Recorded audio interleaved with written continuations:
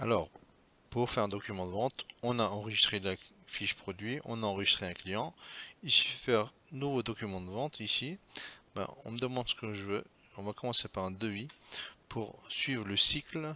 Ici, soit je peux rentrer le code client, soit directement le nom. Si je tape CL, ben, il m'en a trouvé un seul, donc il m'a automatiquement ramené. Et vous voyez, il a directement intégré, il est directement passé au code client, code produit. Si je mets pareil, je peux mettre directement un code produit, 5 colis, j'ai fait entrer. Alors tout le cycle de passage du code à la quantité, etc., tout se règle dans outils, préférences, vente et saisie. Donc ça permet d'optimiser la saisie. Si vous n'avez pas besoin de passer par l'option tarif, ben, on va automatiquement directement passer ce passage là. Alors ce qu'il faut savoir, comme vous le voyez automatiquement, ça s'est affiché sur la gauche. Les factures non soldées. Ça permet de rappeler quand je suis en train de faire une saisie. Voilà, si le client a des factures non soldées. Et pareil, quand je fais une saisie d'un autre produit, automatiquement, si maintenant je rajoute un coca, il m'a automatiquement ramené la photo du produit. Ça permet d'être sûr que je suis bien sur la bonne gamme. Et autre information très importante, ça permet de voir le prix de revient. Évidemment, si le client il est à côté, ben, il suffit de masquer la chose. Et également, je vois quoi? Quand est-ce que le client il a acheté dernièrement? Donc je vois qu'il en a acheté le 30 juin 2020, il a acheté 50 colis à ce montant-là. Donc ça permet de dire voilà au client, si vous dites bah écoutez non la dernière fois on l'a fait à ce tarif-là, vous êtes capable d'avoir l'information, de dire bah écoutez non, finalement vous l'avez acheté de temps et temps à cette date. Alors, ce que vous voyez en bas à gauche, conditionnement, si on a une gestion de colis, le système va automatiquement vous dire vous avez 30 colis, ça fait 2 palettes et demie avec le volume, etc. Donc tous ces paramétrages, plus ils seront rentrés, plus vous aurez des informations précises. Là, vous avez la marge par sur la totalité de la facture ou du devis. Là, vous voyez quoi? C'est la marge par ligne, et là, c'est sur la totalité. Évidemment, si le client est à côté, il suffit de masquer et automatiquement tout se cache. Qu'est-ce que j'ai comme information ici? Donc, je peux mettre un intitulé, hein.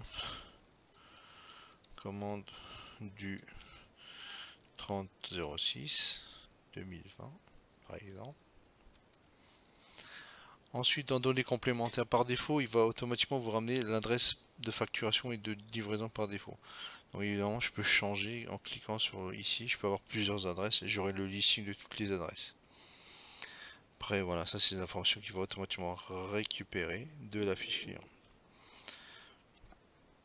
Ça, si vous avez des documents, alors on a une notion d'envoi de dossier. Alors c'est pas juste un devis en format mail, mais vous avez la possibilité d'envoyer un document complet avec une en-tête, avec une présentation de société, etc.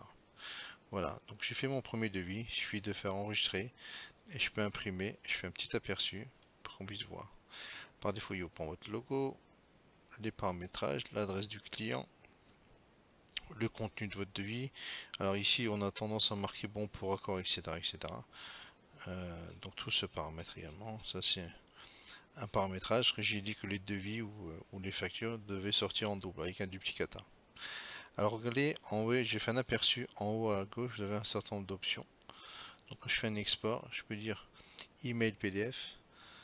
Donc là, il va m'ouvrir ma boîte Outlook et me mettre directement l'adresse mail du client avec son devis. Donc je peux fermer. Alors maintenant, je vais fermer ce devis. Je vais retourner sur favoris. Quand je fais recherche d'un document de vente ici, je vais dans devis, je choisis mes dates, je vois mon devis. C'est le devis que je viens de faire.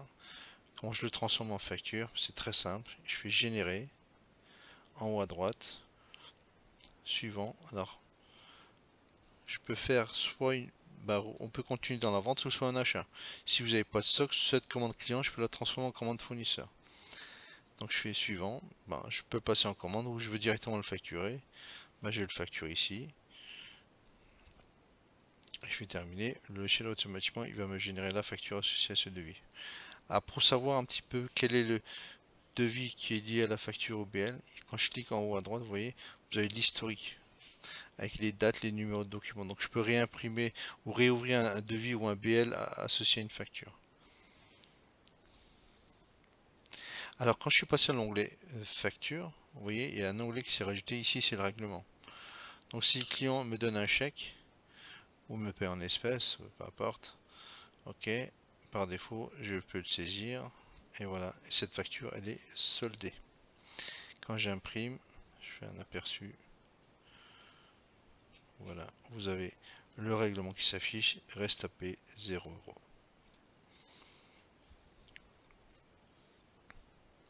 Voilà, voilà. Ce qu'il faut savoir, c'est que l'ensemble de tous les documents de vente, d'achat, vous avez possibilité très facilement, en faisant un aperçu, à générer soit au format PDF, soit l'envoyer directement au format PDF. Et si vous avez le module mailing, c'est directement intégré dans le logiciel.